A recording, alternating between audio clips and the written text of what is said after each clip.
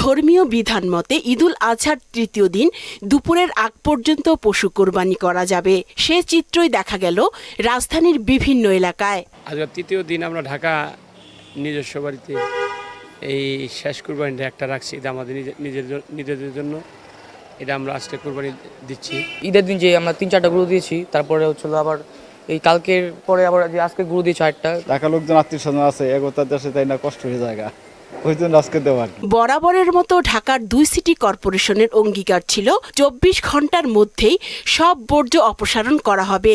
অন্য বছর যেমন তেমন এবার সেই প্রতিশ্রুতি রাখতে পেরেছেন 2 নগরপিতা। সবাই নির্দিষ্ট একটা স্থানে রাখছে, সিটি কর্পোরেশনের লোক আইসা নিয়ে ব্লিচিং পাউডার দিয়ে চলে গেছে। এবার মোটামুটি ভালোই পরিষ্কার পরিচ্ছন্ন আছে।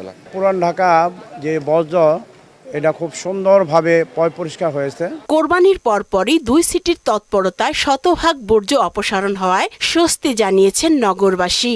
রহমতের বৃষ্টি আরো দেয়, কোরবানির পরে বৃষ্টি হওয়াটা এটা একটা রহমত। এই বৃষ্টির কারণে আমাদের এখানের বর্জ্যগুলো বেশ ভালোভাবে অপসারিত হয়েছে। তারা কাজ করতে ভালো, কিন্তু হয়তো একটু সময় লাগছে। সুদবিহীন ব্যাংকিংয়ে আত্মশুদ্ধির পথ এনআরবিসি ব্যাংকের ইসলামিক ব্যাংকিং আল আমিন।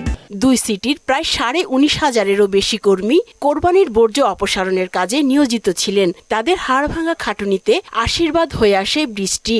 বর্ষাকালের হাত ধরে মাঝে মধ্যে নেমে আসা এক পশলা ধুয়ে দেয় সব দুর্গন্ধ।